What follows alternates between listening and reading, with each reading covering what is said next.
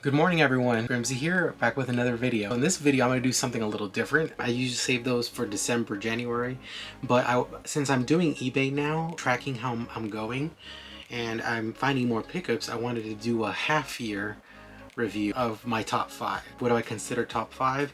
Either the rush I had when I was picking it up, the value, what it was, and what I've learned from it. So that's what my top 5 is going to encompass. Normally on Mondays I like putting an eBay video, but I wanted to do this one just because it's the end of May. June is the 6th month of the year, and I'm going to be doing the second half of this year recap in December. So this is like the review of the 5 months prior, and then December is going to be review of the 5 months prior. So for my number 5,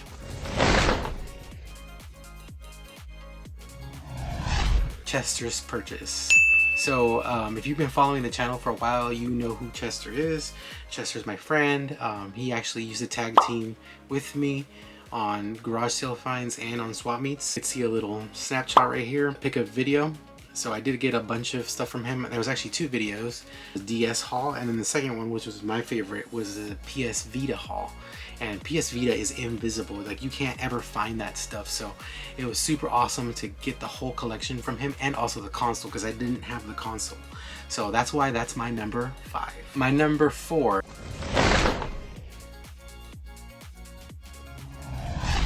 is the Pop and 3DS XL haul. So this was actually not that long ago. I did get a huge Pop Star Wars figures / 3DS XL Smash version at this garage sale, and I think I ended up paying like less than $200 for everything. Since then, sold most of the Pops, sold most of the Star Wars figures, and have kept my 3DS XL Smash Blue for free.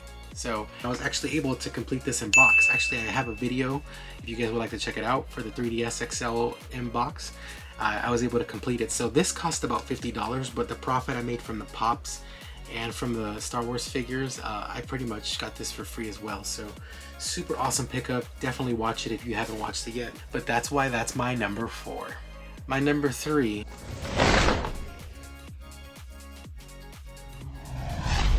is the Sega Saturn pickup. So that one was an adrenaline rush. I did pay a lot. I think I ended up paying like $600 and something for that whole collection, plus some Yu-Gi-Oh packs. I did sell most of the Yu-Gi-Oh packs, made a big chunk of my money back. I'm still in the negative, I think, on that sale. I did learn a lot. The main reason why I picked it up though at that moment was because it was a Sega Saturn and I had never seen it before. So jumped on the ship and rode it for the Sega Saturn. And would I do it again? Probably, yeah.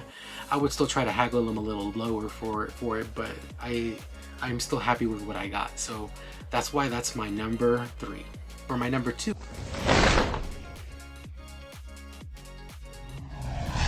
is actually a pretty recent video, is ES2 Mega Hall. This one got overshadowed, I feel. Underrated pickup, I think.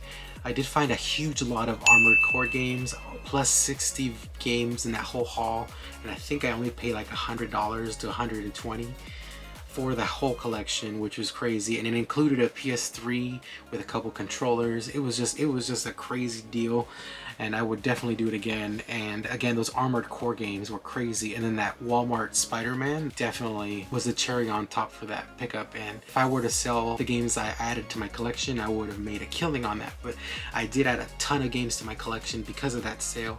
I didn't make as much because I did keep them, but that's still a fair trade for me because I was able to add them to my collection, and that's one of the reasons why it's my number 2. I did want to do an honorable mention just before I go to my number 1.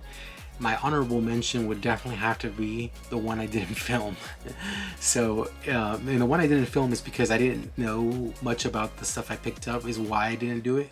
But I did find an American Girl doll. I think her name was Ivy.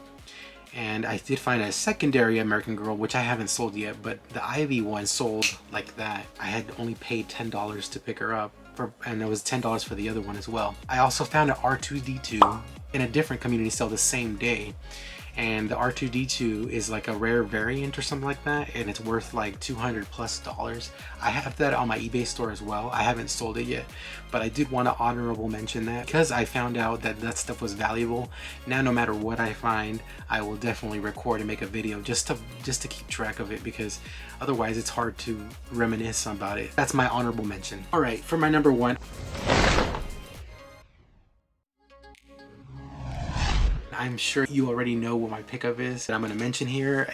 That video actually has 1,000+ views now, which I am very thankful for. Thank you for watching that video.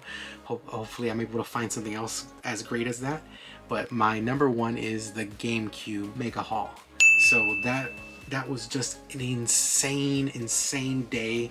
I did find everything I had found previously in that one community sale: video games, American Girl dolls, etc. Like, I found everything, and the thing that peaked that over the others is because it was GameCube, and the sheer quantity and the sheer value was insane. I sold a lot of them at the convention SoCal Retro Gaming Expo, and whatever remained I did put in my eBay store. I think I have like 1 or 2 things left from that collection on my eBay store, link in the description below. But I definitely would say that's my number one find as of right now. So I do have another 5 to 6 months to review on the next half of the year. So hopefully that next half of the year is just as great as it was this first half. Again, a little bit of different video. Hopefully you guys enjoyed the video. Thumbs up, like the video, and also subscribe if you enjoyed this content, and we'll see what I find next. Thanks guys.